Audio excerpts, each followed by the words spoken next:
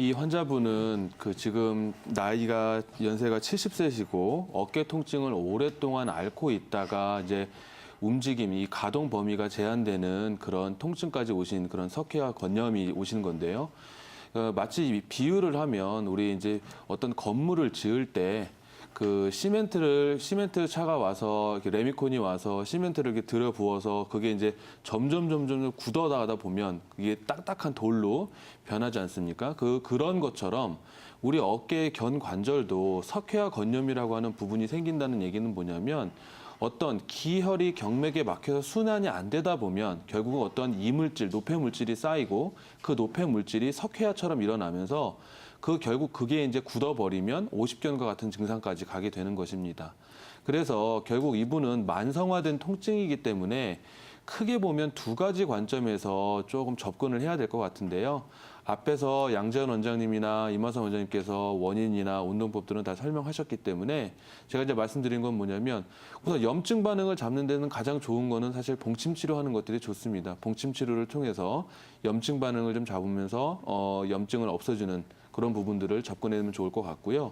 하나는 자꾸만 이게 지금 이 석회화가 일어나면서 이게 굳어가는 거기 때문에 윤을 좀 공급해줘서 마치 이게 우리 윤활유를 공급해줘서 근육들을 좀 부드럽게 풀어주면 그 주위에 혈액순환이 촉진되면서 근육의 운동 범위들을 늘릴 수가 있습니다. 그런 경우에는 이제 녹용약침이라든가 또 어혈들을 제거하는 홍화약침들을 통해서 지금 중요한 포인트가 이 환자분이 어디에서 통증을 느끼는지를 모르기 때문에 이 회전근개를 잡고 있는 뭐 극상근이나 극하근, 견갑하근, 소원근, 삼각근, 대흉근 이 가장 중요한 근육들의 포인트들을 잡아서 거기에 이제 윤을 공급해주는 약침 치료를 조금 더 병행을 하면 도움이 될 것 같고요.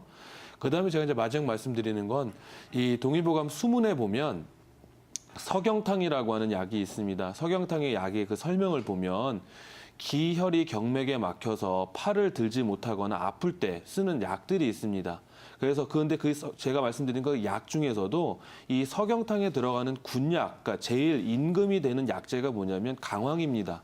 강황이라고 하는 약재가 이제 우리 그 커큐민, 이 카레에 많이 들어있는 그런 성분들인데 평소에 제가 이제 뭐 어르신이고 하니까 일주일에 최소한 한두 번 이상은 이런 강황가루를 좀 직접 드시거나 아니면 음식을 통해서 카레를 통해서 좀 많이 좀 드시고 또 석은 작용이 있는 모과차 같은 것들 좀 근육을 좀 풀어줄 수 있는 그런 모과차들을 좀 꾸준하게 드시면 근육이 좀 부드러워지면서 어깨 관절의 운동 범위를 이렇게 올리는데 도움이 되실 것 같습니다. 그리고 항상 지금도 한의원에서 고주파 치료하는 것처럼 평소에 지금 이게 굳어가는 거니까 어깨를 조금 더 움직여 주시고 따뜻한 찜질을 통해서 자꾸 좀 스트레칭을 해서 운동 범위를 좀 늘려가면서 강화시키면 통증도 잡아주실 수 있고 가동 범위도 좀 늘릴 수 있는 그런 좋은 치료법이 될 수 있을 것 같습니다. 인대가 이제 손상되면 그 부분 파열이 됐다는 얘기는 가정을 하면 마치 전선의 가닥이 100개 중에서 한 20개, 30개 정도가 끊어지면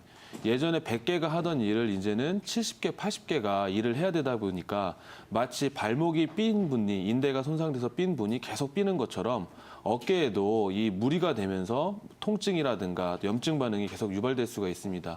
이런 경우에는 앞서 우리 말했던 석회화 건염이나 이 오십견처럼 얘는 가동 범위가 안 나오기 때문에 좀 더 움직여주면서 스트레칭을 해서 조금씩 풀어주는 게 맞지만 이런 경우에는 무조건 충분한 휴식을 통하고 최대한 안정화를 해줘야지만 빨리 낫습니다. 그래서 이 한의학적으로 치료할 수 있는 방법 중에 앞에서 말씀을 다 많이 해주셨기 때문에 저는 좀 부연을 하자면 이 테이핑 요법이라고 해서 이렇게 우리 배구 선수들이나 농구 선수들이 이렇게 운동 경기를 뛸 때 이렇게 살색 테이프 같은 것들을 이렇게 붙이고 나오시는 것들을 가끔씩 보실 텐데요.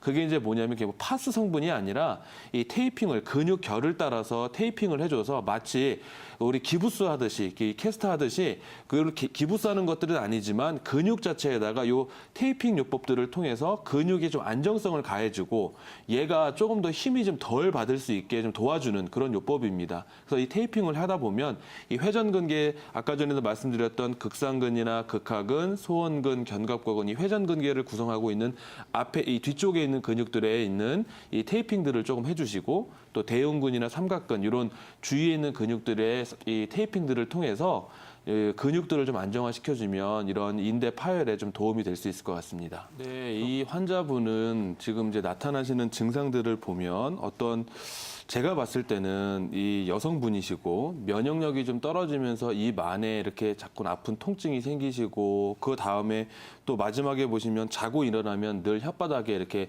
이 치아 자국이 나는 걸 한의학에서 치흔이라고 하는데요.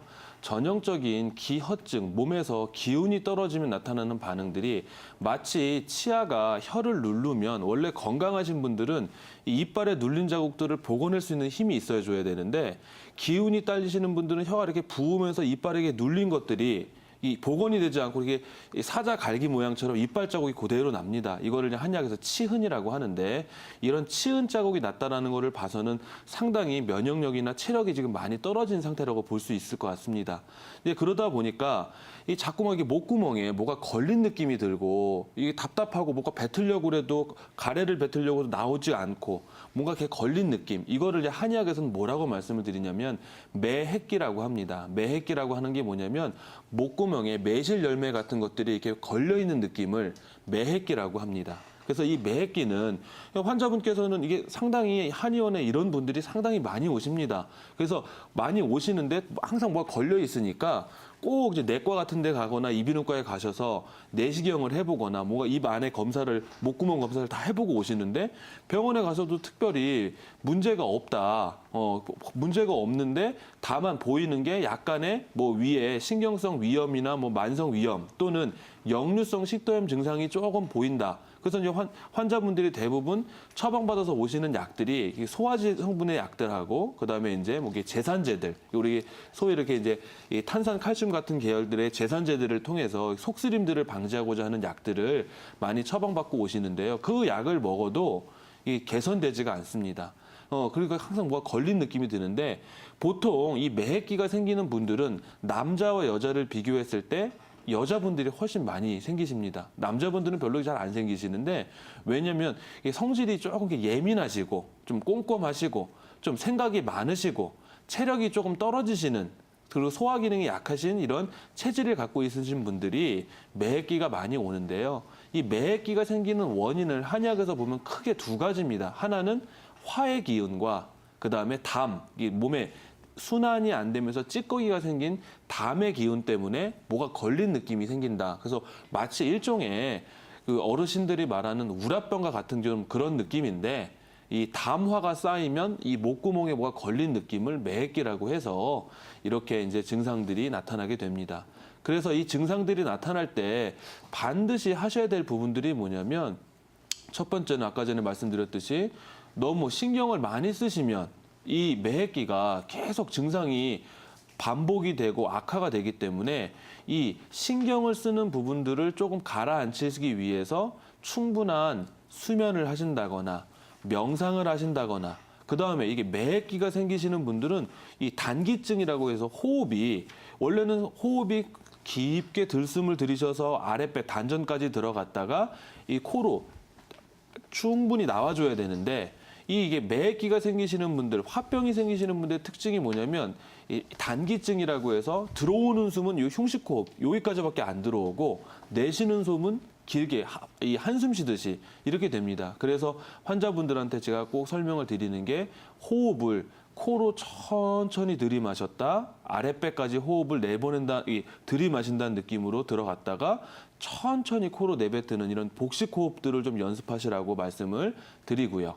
그다음에 담음을 만드는 음식들 중에서 제일 중요한 음식이 뭐냐면 밀가루입니다. 그래서 제가 환자분들한테 매핵기가 있으신 분들은 가급적이면 빵, 뭐 라면, 국수, 과자 이런 인스턴트 음식들을 좀 최대한 피하라고 말씀을 드리고요. 그다음에 맵고 짜고 단 음식들은 조금 피해 주시고 반대로 담백한 음식들, 쓴 나물들을 많이 드시라고 얘기를 합니다. 그다음에 이 혈자리들 중에서 이 목 바로 이렇게 우리 이 손을 이렇게 대보면 이렇게 천돌이라고 해서 이렇게 온폭 들어가는 부분이 있는데 이 천돌이라고 하는 혈자리, 그 다음에 양유두 사이에 전중이라고 하는 혈자리에 침 치료를 통해서 막힌 기운들을 좀 풀어주면 이 기운이 풀어지면서 이 담화가 없어지고 매핵기 증상이 조금 완화될 수 있습니다. 마지막은 이 한약들 중에서 이 아까 말씀드린 담이나 화를 삭혀주는 뭐 가미사칠탕이나 바나후박탕 같은 약들을 통해서 담화를 좀 삭혀주면 매액기를 없애줄 수 있는데요. 제일 중요한 건 사실 이 매액기는 아까 제가 말씀드렸듯이 화병의 일종입니다. 그러니까 신경이 자꾸 예민해지고 몸이 피곤해지고 하면 이 매액기가 생기기 때문에 이 매액기는 또 없어졌다가도 마치 우리 감기약을 먹어서 감기가 완치되는 게 아니라 또 몸이 피곤해지면 또 오듯이 반드시 그 부분들은 좀 지켜서 충분한 수면, 음식 관리 이런 것들을 통해서 이런 건강 관리를 좀 잘 하시면 매액기를 예방하시거나 치료하는 데 도움이 될 수 있을 것 같습니다.